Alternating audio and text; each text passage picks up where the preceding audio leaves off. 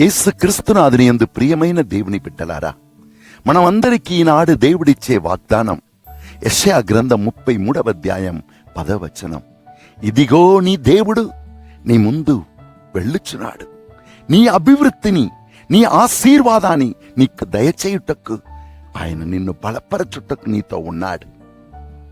అవును, దేవుడు మనల్ని ఎంతగానో దీవింప ఆశించినను మన జీవితంలో శాపాలు, వేదనను చూస్తున్నాము, కొరతను చూస్తున్నాము, వ్యాధులను, ఆటంకాలను చూస్తున్నాం.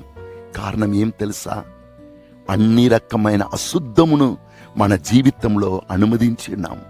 అన్ని రకమైన చెడు తలంపులు, ఆలోచనలు, అలవాటులకు మన జీవితాన్ని త్రోసివేసి అవి అన్నిటి ద్వారా దుష్టుడు మనలో ప్రవేశించి మన జీవితాన్ని నాశనం చేయుటకు అనుమతించి ఉన్నాం. దేవాది దేవుడు మరొకసారి మన దృష్టిని ప్రభు వైపు ఉంచి ఈ అశుద్ధమును త్రోసివేసి జీవితంలో అన్నిటినీ సాధించుటకు పిలుస్తున్నాడు. ఈనాడు మొదటి పట్టణంలో మనం చదువుతున్నాం, మొదటి రాజుల గ్రంథం 19వ అధ్యాయం. పరలోకం నుండి అగ్నిని తెచ్చినవాడు ఎలియా, దేవుని అద్భుతములను కనులారా చూసినవాడు ఎలియా. కానీ ఒక స్త్రీ, జెజబెల్ స్త్రీ, రేపటి దినం నిన్ను చంపేస్తానని పలుకగా దేవుడిచ్చిన గొప్ప అనుభవమును, తన ప్రార్థనకు దేవుడిచ్చిన గొప్ప బహుమానమును మరిచిపోయి ఆ స్త్రీ పలికిన మాటలను మనసులో నిలుపుకొని ప్రభు నుండి పారిపోతున్నాడు, చనిపోతానని పలుకుతున్నాడు. కానీ దేవుడు ఆయన్ని వదలలేదు. పర్వతంపై ఎక్కు అన్నాడు. మోషేకు దర్శనమిచ్చి 10 ఆజ్ఞల్ని ఇచ్చిన అదే పర్వతంలో ఇప్పుడు ఎలియాను లేపుతున్నాడు. తుఫాను వస్తుంది, పెనుగాలి వీస్తుంది, భూకంపం వస్తుంది, కానీ ప్రభు నాతో ఉన్నాడు అని సత్యమును పట్టుకొని ఆయన నన్ను పైకి ఎక్కుమన్నాడు. ఆ వాగ్దానమును పట్టుకుని ఆయన నడిచినప్పుడు అన్నీ దాటి వెళ్ళాడు. చల్లని గాలి వీచి ఆయన అభిషేకించింది. దేవుని మాట వినటం వేరు, ఆ మాటను పట్టుకొని ఆయనకి విధేయత చూపించటం వేరు. అలా జీవిస్తున్నప్పుడు మనం పరిశుద్ధాత్మతో అభిషేకం పొందుకుంటాం. దేవుని ప్రణాళిక ఏమిటని తెలుసుకున్నాడు. కిందికి వెళ్ళి రాజులను, ప్రవక్తలను అభిషేకించాలని తెలుసుకున్నాడు. నువ్వు ఎంత గొప్పవాడు తెలుసా? ప్రభు నీ ద్వారా గురువులను, ప్రవక్తలను, రాజులను అభిషేకింప సిద్ధంగా ఉన్నాడు. మహిమగల కార్యాలు నీ ద్వారా చేయబోతున్నాడు. కానీ ప్రభు నీతో ఉన్నాడనే సత్యమును నువ్వు మర్చిపోవుటకు అన్ని రకమైన అశుద్ధమైన తలంపులు, ఆలోచనలు, చూడకూడని నీల చిత్రాలను చూడటం, బూతు మాటలు పలుకటం, త్రాగుబోతుగా మారిపోవటం, ఇవి అన్నిటి ద్వారా ప్రభుని సత్యమును, ప్రభు మనతో ఉన్నారు, ఆయన మనకి చాలు అనే సత్యమును మర్చిపోతున్నాం. ఎలియా దేవుని శక్తిని పొందుకున్నాడు. ఈనాడు 2వ పట్టణంలో పునీత పౌలు ఏడుస్తున్నాడు.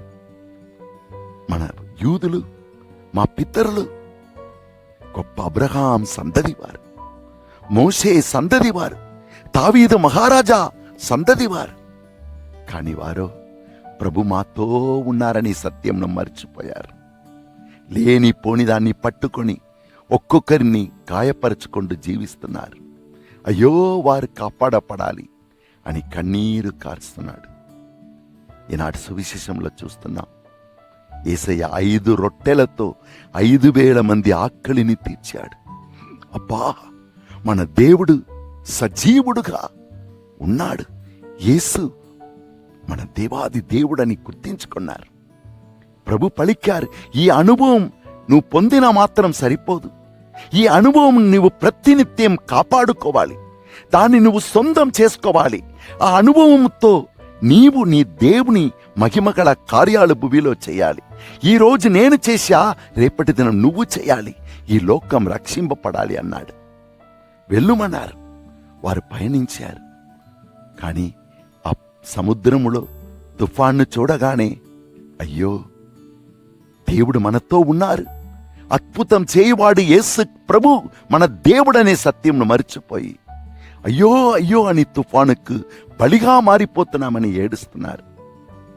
యేసు, నేను నిన్ను విడువను, ఏ నాటికి నీ ఎడబాయనని పలికిన ప్రభు ఆ సముద్రం మీద నడుచుకుంటూ వస్తున్నాడు.